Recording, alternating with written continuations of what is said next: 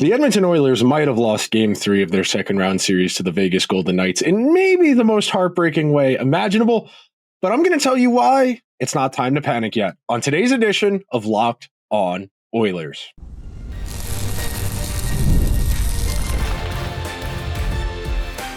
You are Locked On Oilers, your daily podcast on the Edmonton Oilers, part of the Locked On Podcast Network, your team every day. Hello, everyone, and welcome to this Monday edition of Locked On Oilers. I am your host, Nick Zararis. This is my second NHL playoff run as host of Locked On Oilers, my third season with the Locked On Podcast Network. I've been doing hockey content for more than 10 years now, which is still crazy to say out loud. I'm so glad you are here for the journey, even if it is after a loss. And I want to thank everyone that is making Locked On Oilers their first listen of the day. Locked On Oilers, a part of the Locked On Podcast Network, your team every day. And today's show is brought to you by our friends over at Monarch Money, who want you to take control of your finances and use code LOCKEDONNHL at monarchmoney.com for 50% off your first year subscription. So on today's very busy edition of Locked On Oilers, we're going to try and get through as much as we can. We are going to open things up, and I'm going to explain why I was so worried about the hockey gods after Game 2 and how that manifested in Game 3. We are going to pivot to what I am calling the Skinner impossibility, which sounds like the title of a Tom Clancy novel, and we'll talk about that in depth. And then I'm going to tie a bow on this Monday show, leading you into Game 4 of this series, explaining why I am not worried yet. So, to set the table, to set the tone, after the way Game 2 ended, my immediate knee-jerk reaction was, the luck will come back around and bite us in the butt. I had more than one person comment on the video immediately reacting to Game 2, saying the Oilers outshot them, they outscored them, they deserve to win. And on surface level, yes, but the Oilers were out high danger chanced. They were out expected gold. And Calvin Pickard played really well for what he's capable of, and clearly hurt, hasn't played Game 3, is unlikely to start Game 4, almost certainly won't, barring something changing. As of right now, we are expecting Stuart Skinner in net. And Game 3, the Oilers played pretty well. I have no qualms about saying the Oilers played reasonably well. That was a game that was there for the taking. And this is a team that has consistently shown the ability to pull a rabbit out of the hat. This is a team that has consistently shown the ability to find ways to win, even in adverse situations. And they won the expected goal share. They won the high danger chance share. They even almost won the shot share and the scoring chance share. This was a very close game on the margins. And ultimately, the regression came back around. And we spent a ton of time on Saturday's show talking about the depth of the Oilers positively regressing, that a lot of guys in the lineup underperformed what their career expectations are. And over the course of the playoffs, they've bounced closer to what they normally are. And in the playoffs, which are extremely small sample sizes, which you really have to remember, variance and randomness reign supreme. You do not need to be better than the team you're playing. You just need to be better than the team you're playing in certain instances. And that's what makes this all so maddening. The Oilers played a decent game on Saturday night. They had a reasonable chance to win. And I know they tied the game late to get it to 4-4, and they ultimately lose on the goal with 4/10 of a second left that ricochets in off of Leon because Skinner makes a terrible play trying to angle Riley Smith out, and Leon, in Leon's defense, and I am going to defend Leon in a second here, in Leon's defense, he's trying to block the shot because Skinner is so out of the net. So to start things out, that is the type of bad luck play I was envisioning when after Game 2, I said, damn, that was an unethical win. Bad luck will come around the Oilers' way. And so much of the Oilers' regular season just felt like that. It felt like a never-ending stream of bad luck, bad luck, bad luck. And I say that because the Oilers' underlying numbers in the regular season were pretty damn good. In the regular season, the Oilers were one of the best teams at 5-on-5 hockey. They were top 5 in scoring chances for. I believe they were top 5. They were 3 in shots for. they were kind of lower in actual goals for and against, and that's tied largely to shooting issues, which we've talked about. Yeah, they were 18th in goal share. I want to say they were top 10 in expected goal share. Yeah, they were third in expected goal share, and then I think they were top 5. They were first in high danger chance share. So with high danger chances, expected goals, and overall chances all in their column in the regular season, they couldn't get the puck to go in the net a whole lot, especially at 5-on-5. Their power play was definitely a little bit worse this year than it was last year. And when you think about it, in the abstract, if you, for the long run, the way they played in the regular season, don't get results, some of you, some people, and I shouldn't say some of you, I should say some would view that as it's just not your year. You're not getting lucky. But the way I look at that is, if you have good process over and over and over and over again, eventually you are going to get rewarded. And some people would say, well, you had an entire regular season. You had 82 games of winning the game in terms of possession and quality of scoring chances, and you kept finding ways to lose. And I look at it in the inverse, that we have very good process. We play hockey that is sustainable and is likely to result in eventual positive results. And the Oilers got that for 5-6 games in a row. And they didn't play great in all of the games they won on the winning streak. They didn't play great in game 1 against Vegas. They pulled that game out of nowhere. They didn't play great. Game 2 against Vegas. Game 1, they did play well. Against LA, the closeout game, that wasn't a picture perfect effort, but the Oilers played well enough that it was within reason. And that's your goal this time of year. You keep these games close. You play at a reasonably high level. You repeat your process over and over again. And in the long run, you probably win if you consistently play better hockey. Now, playing better hockey does not necessarily correlate to outscoring your opponent. All it takes is one shot. All it takes is one bounce. And indefensively on Draisaitl, Skinner's entirely out of the net. Skinner is 5 to 10 feet away from that. He's almost at the diagonal line to indicate the restricted area behind the net below the goal line. He is almost that far out of the net. And Riley Smith, to his credit, waited and waited until Skinner was really out of position. And then once he's out of position, you aim. And you aim for the guy to ricochet in because it's a bigger target. And that might sound counterintuitive, hey, just shoot for the net and it might go in. And I cannot begin to stress enough how unfortunate it is that puck beats the clock. And the play William Karlsson makes in transition with 15 seconds left in the other zone, in the Vegas defensive zone, that springs Vegas to go the other way to even get the chance to score. That's the type of balance it takes to win these games on the margins where the teams are pretty close. And that's my big takeaway and my big point. The Oilers played well enough that they could have won the game. And this time of year, if you consistently do that in the long run, you're going to get better results more often than not. And that is not a guarantee that you'll win 4 out of 7 and advance to the next round, but it's enough to feel like you're not being cheated and you're not being robbed. And I understand a lot of people are pretty mad about the way Saturday's game ended, that they did all the work to tie the game only for Stuart Skinner to blow it on what was a pretty low risk play where Riley Smith could be easily forced below the goal line and have to try and find a trailer. And the Oilers had enough guys in the defensive zone where if Smith tried to drop it for a trailer, they probably could have intercepted it and prevented a scoring chance. And frankly, Riley Smith didn't have time for that. You know, we're talking about fractions of a second here to just get the shot off, and the puck needs time to travel in the air. Even if it is really hard, that puck still needs, the fractions of a second to hit the net before the clock runs out. So with a slightly better play there from Skinner, you at least get to overtime, and you scored the goal with 4 minutes to go to tie the game, to give you a shot of momentum, and you played reasonably well, and you had a chance to win, and you didn't. But with all of that said, the Skinner conundrum is going to be addressed. And coming up next, I'm going to tell you why the Skinner... And coming up next, I'm going to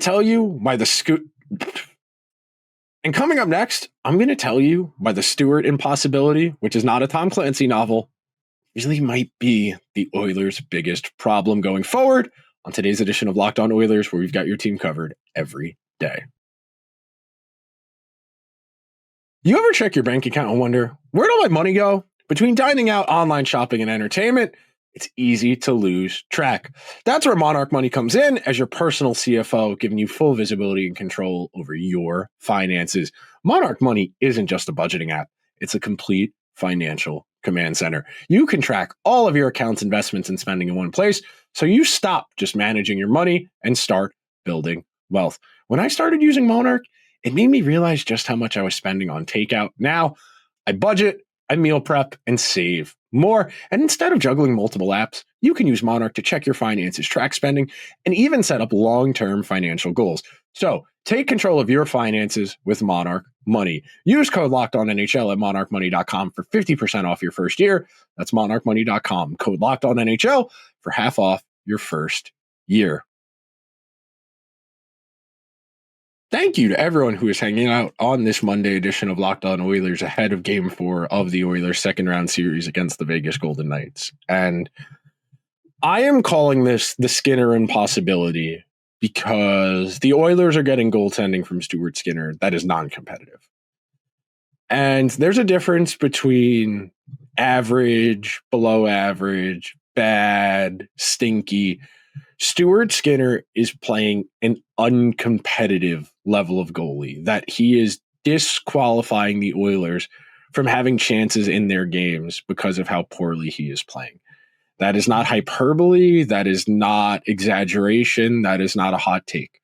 There is not an NHL team in the history of the league that would be able to compete for a Stanley Cup with 8-17 goaltending.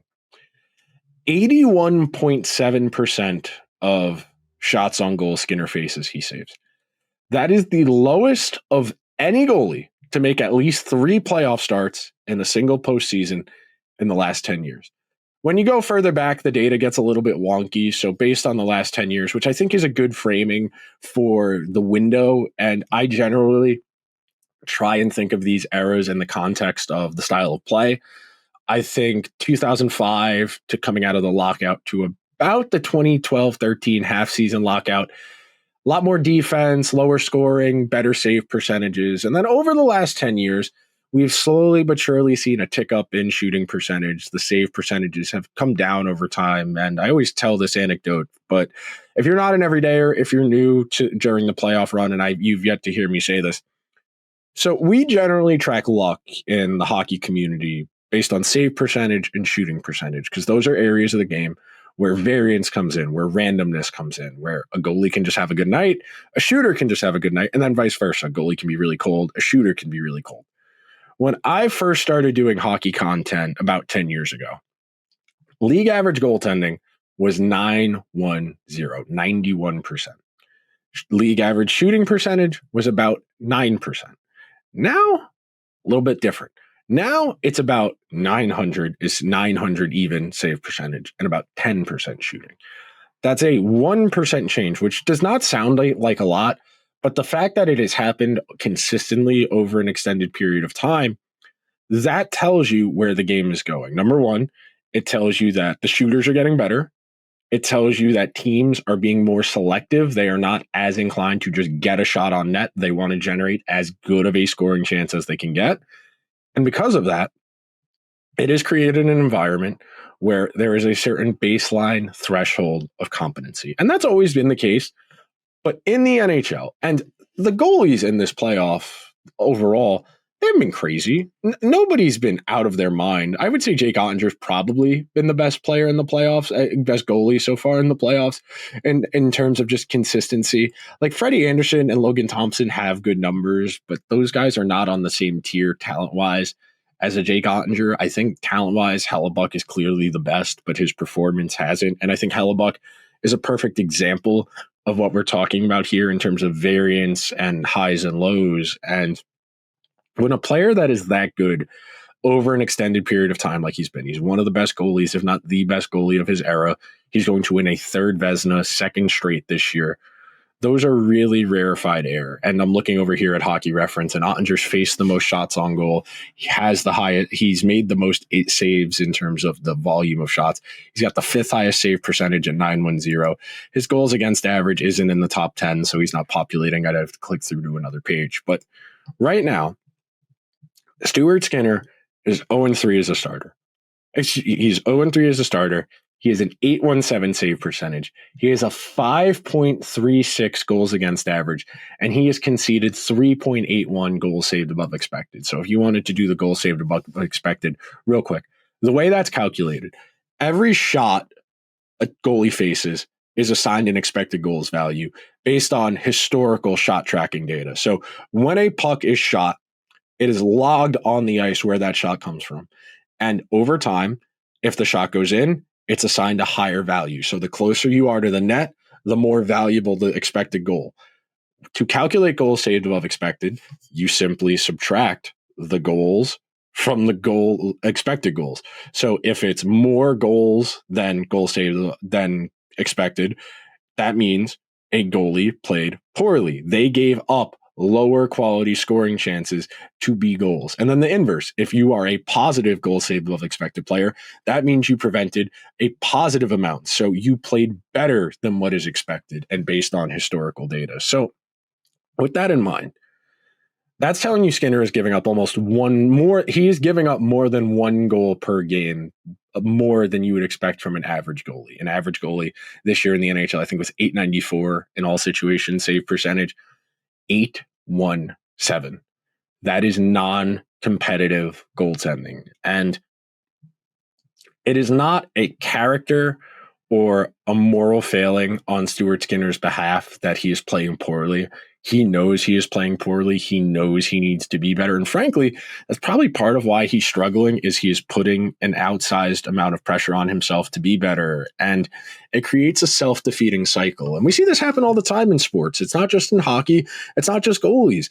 If guys get in their own heads, they start overthinking the game. And when you start overthinking it and you start fighting it, that's when the game never gets harder. I always use the metaphor of struggling against quicksand or struggling against a riptide, where you're swimming as hard as you possibly can against the riptide, but the tide is continuing to pull you out, and you got to swim parallel to it and get out of it, and then you can start going for short. And same thing with quicksand. You're supposed to stay still until someone can give you something to tug on, and then based on that, you get out.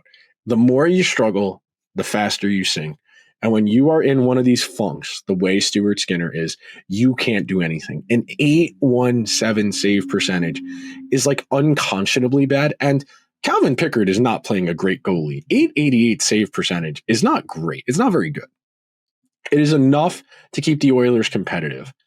And if the Oilers only need 888, 890 goaltending, which is below league average, that goes to show you just how good the team in front of the goalie is, especially in the playoffs, where after those first 2 games against LA, the light switch went on, and they have been such a better team since those first 2 games. And their ability to dig in, like Connor likes to say, like Connor McDavid says, and find a way to keep digging, it is remarkable. I was pretty sure with 10 minutes to go, the Oilers were going to find a way to get to overtime. And if they could just get to overtime, they could ride the energy. They can ride the momentum. And they were 0.4 of a second away from getting a 20-minute reset of an intermission, locking in, and having an opportunity to win their second straight game in overtime against Vegas. And the Oilers are capable of beating the Golden Knights with Stuart Skinner. He is going to need to simply be bad, not uncompetitive. And there is a difference. Uncompetitive means you have no chance. It is not trying. I shouldn't say not trying, because Stuart is obviously trying his best. He just hasn't been very good, but it's non-competitive. And it's hard for me to believe Olivier Rodrigue would be worse than 817. Because if he can't be an 840, 850 goalie, he's not an NHL goalie. Like, just straight up, if you cannot maintain, and realistically, if you can't maintain like an 875, you're not an NHL backup. If you can't hit 850, you might not even be an AHL caliber goalie. If you are an 850 goalie at the NHL level, you're probably not good enough. And you know, and we all know Skinner is capable of playing better than this. But right now, it is the Skinner impossibility. Coming up next on today's edition of Locked On Oilers, I'm going to tell you why, in spite of all of that, in spite of the goaltending, in spite of the Skinner impossibility, I'm still not that worried.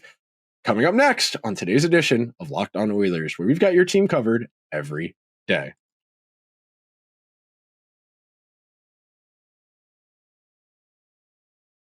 Thank you to everyone who is hanging out on this Monday edition of Locked On Oilers ahead of Game 4 of the second round against the Vegas Golden Knights, where the Oilers will have an opportunity to quell the noise. And losing a game in that fashion, third latest regulation ending to a game, I believe Elliot Friedman said third latest goal to win a game in the history of the NHL. I think when you lose a game like that, you have two opportunities. One, you go on the death spiral and you crash out. Or, and what I think, and frankly, what I hope is going to happen, this only furthers the Oilers' resolve.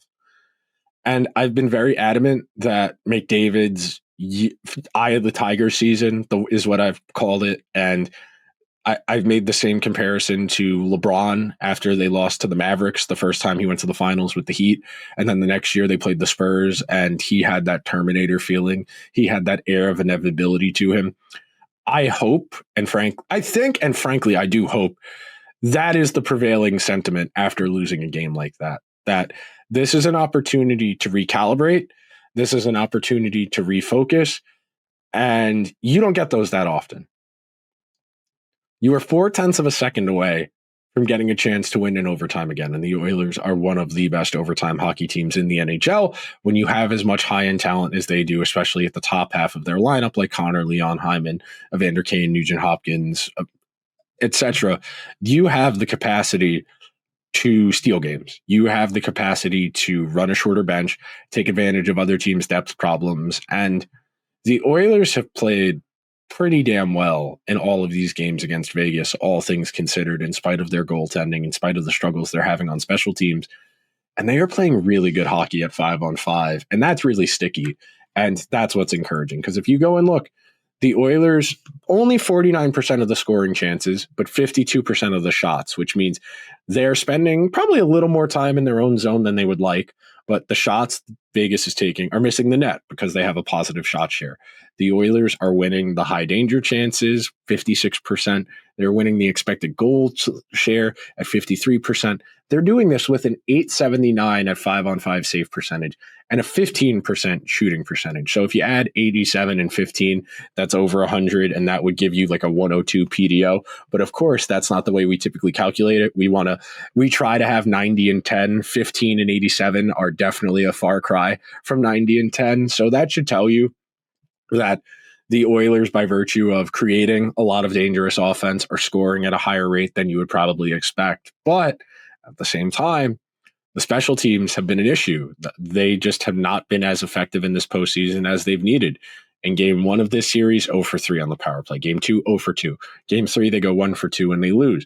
Then on the penalty kill, game 1, only 2 out of 4. Game 2, 1 out of 3. And then game 4, they kill off all of them. And at the same time, man, you sit here and you feel that you had a chance. And there is no shame in losing, even if it is kind of in a stupid way, the way game 3 ended, where it's off a defending player with your goalie out of the net. It's as frustrating as it gets as a loss.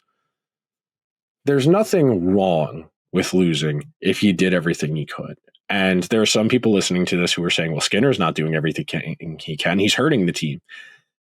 And my counterpoint to that, and this is not because I think Skinner is going to magically start playing better. This is the hand the Oilers have been dealt. Quality teams can overcome adversity. I think the Oilers are capable of overcoming this situation. I do. I think the Oilers have the capacity to overcome bad goaltending. The goal for the Oilers is to get Skinner from uncompetitive to bad. If they can get 875, 880 goaltending, and they play the way they do at 5-on-5, and they get slightly better special teams, that's enough. Well, if they just get better special teams, Skinner can stink, and that might be enough. You have multiple paths here to the Oilers winning more games and advancing to the conference final. You are coming back after losing as tough a game as you can the way you do. You got one more game on home ice. You take care of business. You go to Vegas up 3-1. You have one more game on home ice guaranteed. The opportunity to put this series away is within grasp. And I said that going into game 3, that you have a golden opportunity to seize control, to put this series in an advantageous position. You lose game 4, the entire tenor of the series changes. And when you play as well as you did in game 3, in terms of the high danger chances, the expected goals, frankly, you expect to win.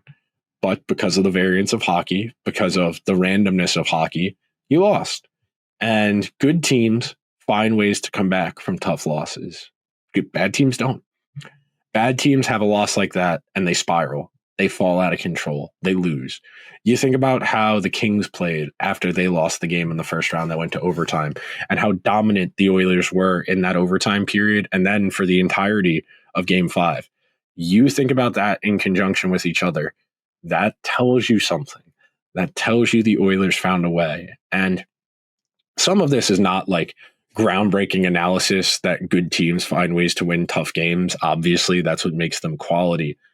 But the Oilers have shown you, especially at 5-on-5, their forwards are capable. Is their defense a little worrisome? Does it make me nervous? Do I get anxious when they're in their own end for extended periods of time? Do I occasionally write on my note sheet, "Oh no," or "Dear God"? Yes, I do. I would say once or twice a game, I write down "Oh no" or "Dear God" when the other team has cycled the puck on the Oilers for 45 seconds or so, and they can't break out. They are getting hemmed in. The defenders are getting tired, and someone's going to take a penalty, or someone's going to mess up and they're going to score. But in spite of all of that, in spite of the non-competitive goaltending and the lack of special teams consistency, they are up 2-1 in this series against a team that I feel is capable of winning the Stanley Cup and the Golden Knights, a team that I picked to win the Stanley Cup, the Vegas Golden Knights. And you win this game, you go up 3-1. You afford yourself breathing room. You afford yourself a little bit of patience. When you have advantages and you have leads, you can be patient. You lose game 4, you go back to Vegas 2-2. Your goaltending's non-competitive. Your special teams are struggling to get consistently performing. Doesn't matter how good you are at 5-on-5 if you're not getting something from the supporting cast, whether that's the goaltending or the special teams. Finding a way to get one of those units over the hump is how the Oilers win the Stanley Cup. It's really straightforward. If you get 900 save percentage goaltending with this 5-on-5 play, and the power play playing as well as it is, that might be enough. Really, the calculus, the math, however you want to phrase it, the path to the Oilers winning the Stanley Cup isn't going to take a lot. Now, is it a lot to ask Stuart Skinner to fix his problems, whatever they are, whether it's the rebound control, keeping his angles, whatever? Yeah, there's a reason he hasn't had a great season. It is doable. Will they find a way to do it? That's the question. But that will do it for today's edition of Locked On Oilers. Thank you so much to everyone that made Locked On Oilers their first listen of the day. Be sure to subscribe wherever you get your podcast. If you're on Apple or Spotify, please, if I can beg you, take half a second, leave a 5-star review. It helps the show more than you think. If you're over on YouTube, get the comments coming in. Let me know if you think I'm out of my mind. Let me know if you would like to play goalie instead of Stuart Skinner. I will talk to you guys after game number 4 of the second round series against the Vegas Golden Knights. Be sure to check out Locked On NHL and Locked On NHL Game Night over on the Locked On NHL feed for all of the biggest stories and Game Night for game coverage. I will talk to you guys after game number 4. Until then, let's go Oilers.